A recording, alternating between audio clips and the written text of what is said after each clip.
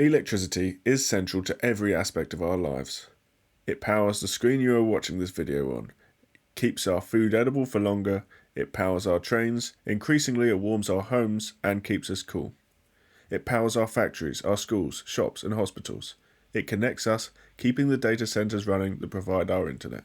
Electricity is absolutely fundamental to everything we do in the modern day, and so I could not list its every use here. Which is why its soaring costs is such a big problem. It makes our lives more expensive, makes our businesses more costly to run and therefore less competitive, which in turn further fuels inflation, making the cost of living worse. It damages our economy and our global standing, so how can we fix it? The UK has made great steps forward in its energy generation in terms of transitioning from fossil fuels to green alternatives such as wind and solar, which are far cheaper forms of power generation compared with the coal and gas of the past. However, rather than driving prices down, prices in the UK have been going up. We are now one of the most expensive places in Europe, even in the top 20% globally. For those like Trump, you might say that prices are increasing because of our switch to renewables, but you just have to look at countries like Norway, where they pay roughly half what we do in the UK, while emitting just 10% of what we do in terms of grams of CO2 per kilowatt hour produced. And at the other end of the spectrum there's China. China have no political motivation to reduce emissions and only builds the cheapest form of electricity. It is adding more than the equivalent of a nuclear reactor's power output worth of solar panels to their grid every other day. So what is causing the sky-high prices in the UK? The main factor is the way that we set prices across the grid, where the price of electricity produced at any given point in time is set by the cost of its most expensive component. So even if we used 99% solar at, say, 5p per kilowatt hour, but 1% gas at 20p per kilowatt hour, all of the electricity we produce would be priced at 20p per kilowatt hour rather than the average. Going into more detail, the national grid is made up of many different connecting power sources and power uses. As the users of electricity drive demand, the grid needs to ramp up and down generation to exactly match that demand. Some power sources like wind and solar will only deliver electric output based on external factors, and sources like nuclear power deliver a constant load. And so in order to adjust for demand, the UK uses gas generators, which can be scaled up and down relatively quickly. However, gas-based electricity generation is expensive. And, as we said earlier, the UK sets the price of electricity generation across the whole grid at the same price as the most expensive component. So cheap renewables are being brought up to gas prices, which on average is 278% higher than the renewables cost, even if you factor in the larger construction costs of the renewable energy sources. And then, even if these gas generators are not in use, the plants are being paid to keep them at the ready so that they can be switched on if needed, and the high cost of getting them online is covered by the bill payer. That's the power sources, but then there are issues with the grid infrastructure itself. When it's very windy off the coast of Scotland, which produces more power than it consumes, the electric infrastructure we have cannot move that power down south where it is needed. In this case, the wind generating company will be asked to shut down its wind turbines, and it will be compensated for any lost potential. While at the same time, down in London, the grid may not have enough energy to meet demand, so gas generators have to be used and paid huge amounts for their operation. Simultaneously, the bill payer is paying both for the wind turbines to be shut off and for the gas generators to be powered up to meet demand, effectively paying twice and to rub salt in the wound at higher gas prices. So how do we fix the grid and bring prices down? The government has made some steps to bring down prices by ending the green levy on the electric power generation. However, the price of gas is still driving the wholesale price of electricity more than anything else, and so it is worth looking into alternative pricing models as recommended by many governments, including Boris Johnson's, but it is even more important to phase out gas usage altogether. In order to achieve this, there needs to be a massive increase in grid infrastructure construction and electrical storage, alongside an increase in green power generation. Some people may say this won't be possible due to NIMBYism, where many people will protest infrastructure improvements in their local area, not wanting them to change the area in which they live in. In reality, it is likely that NIMBYism will be addressed when infrastructure improvements start delivering real benefits. People are more likely to take small sacrifices to their local area if they see a tangible benefit. Unfortunately, the UK has a history of big messy projects that give minimal benefits to the locals. Then, on top of this, the UK needs to begin to reverse its course on deforestation and denaturisation. We can simultaneously deliver more infrastructure projects and dedicate more land to nature by using land more efficiently and acquiring land from the aristocracy, which are complex topics which will be discussed in another video. Having said that, NIMBYism is not the main issue with getting infrastructure projects built in the UK.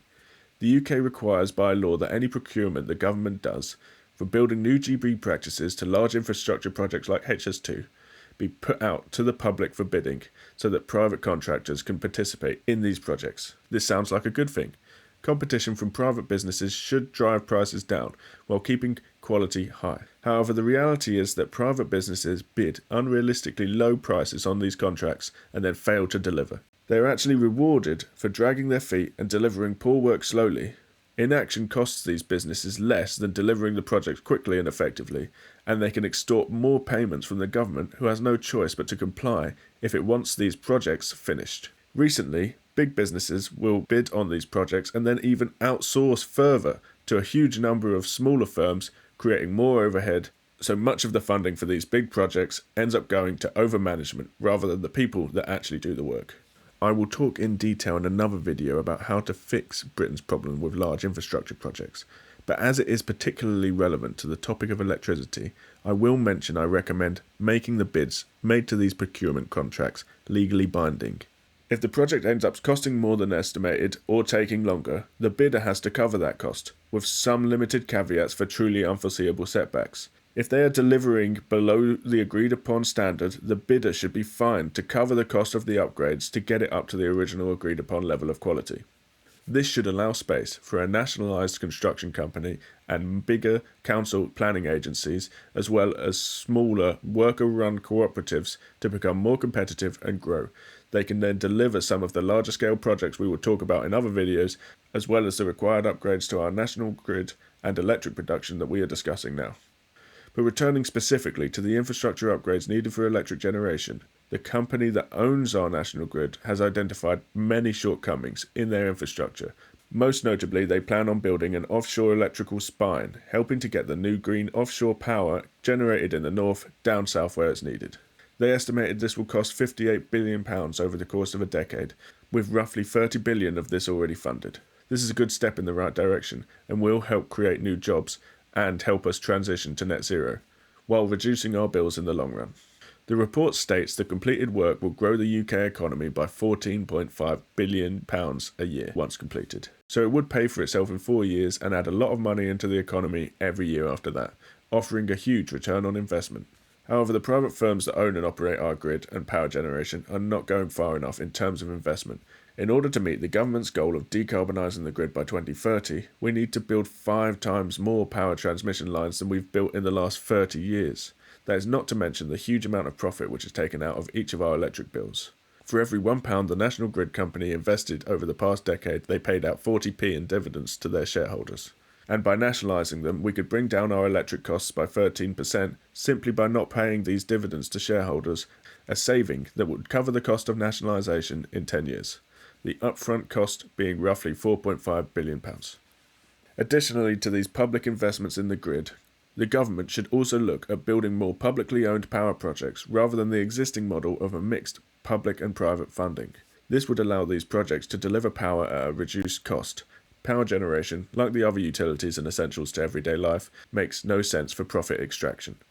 Every penny of profit taken in power generation is a penny taken away from downstream businesses and individuals struggling to pay their bills. Delivering power cheaply improves the lives of our citizens and makes our businesses more competitive. This, of course, means that those power projects should be built with the cheapest form of electricity generation, which is currently solar, but this may vary by region. Allocating £6.94 billion a year from the government budget would allow an increase in capacity of 2 gigawatts per year, which could be delivered at just 1p per kilowatt hour, 96% lower than the national average, currently at 25.73 pence per kilowatt hour. On top of nationalised power generation, we should take the opportunity to make a nationalised battery manufacturing company, as we need more storage for the grid, for the home and for electric cars, as well as much more.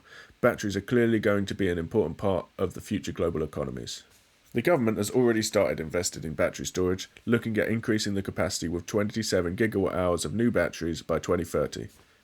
This is a good start, but so much more is needed to allow wind and solar to replace our expensive gas generators in order to massively reduce the cost of our electric bills. In order to shut down the gas plants, we would need battery capacity of around 300 gigawatt hours, which would cost £33.6 billion as a one-off investment, which we could spread out as £3.36 billion over 10 years. Though this price has a lot of uncertainty around it, it would likely be lower as the cost of battery storage is down 80% over the last 10 years, and promising new technologies like sodium storage has the potential to continue this trend. So there's grid improvements, there's power generation improvements, and power storage improvements. But we can also look at reducing the demand on all three of these by increasing the offering of green loans for people to fit their homes with batteries and solar panels. These new loans need to be interest-free and guaranteed to reduce electric costs for participants by more than the loan repayments. If the government were to provide new loans for 1 million homes, that would reduce demand on the grid by 400 megawatt hours. Each of these million homes would receive a loan of £16,000 in order to fit solar panels, a battery, and cover any labour costs. This would reduce electric bills by £900 a year, and so the loan repayment should be roughly £800 a year over a 20-year period, meaning the residents start saving money immediately. And so the total cost would be £16 billion. For this, each of the 1 million homes would receive a 4 kilowatt solar setup, a 9 kilowatt hour battery, and installation. Given the saving of £900 a year for each home, the scheme would pay for itself in around 8 years and reduce the burden on government power storage by £1 billion. There are also some legislation changes that need to be made to accompany this.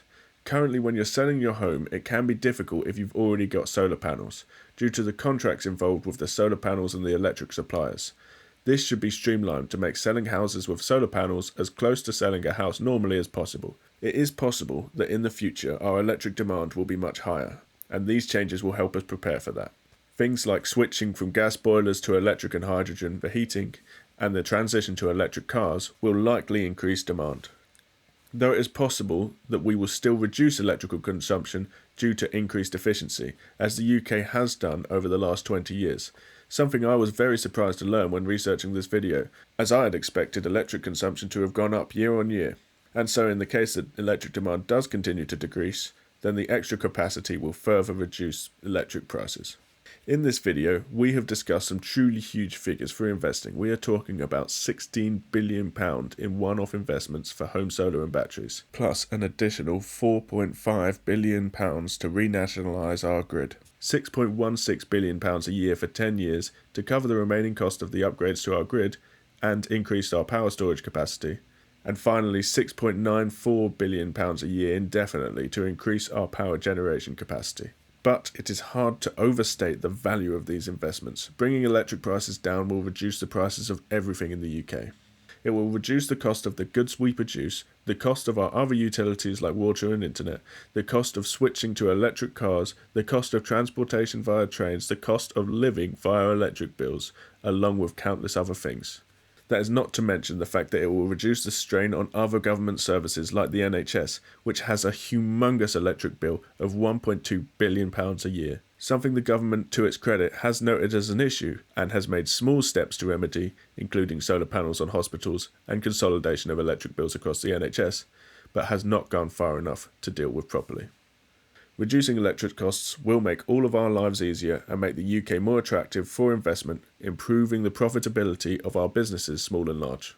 In order to cover the cost of all the proposed changes in this video, we have £700 million a year left over from the capital gains changes in the How to Fix British Farming video, leaving the £12.48 billion yearly expenditure to cover and £20.5 billion in one-off costs. Forcing multinational companies to declare corporate profits where they operate, rather than allowing offshoring of profits, will raise £15 billion a year in increased corporation tax revenue, leaving us an excess of £2.52 billion a year. The £20.5 billion can be charged as an additional windfall tax on oil and gas giants to help pay for the damage they have caused the environment by assisting the transition to greener homes. There is already an existing tax levied against oil and gas giants, which this could be added to. And then, as green loans are repaid, the money should be redistributed to allow more homes to participate in the scheme. These reforms will have downstream impacts across the whole of the UK, improving the economy and reducing the cost of living. More cheap power being generated, shutting down expensive power generation, better connections to make our existing grid more efficient, and ensure we can handle all of this new power. And eliminating profit extraction will massively reduce the cost of our electric bills, even reducing to sub 10p per kilowatt hour in 10 years, making life cheaper and businesses more cost effective. Every penny spent would be injected into the British economy, raising the quality of living, but also recouped through taxes, creating an increase in available funds for the government through growth. And who wouldn't want to pay less for their electricity? Thanks so much for listening. I'd love to chat with you in the comments, and remember, there is a better alternative to the status quo. I'd love to hear your ideas for how we can move into a brighter future in the comments. This new future is possible if we all work together. See you next time and subscribe for more.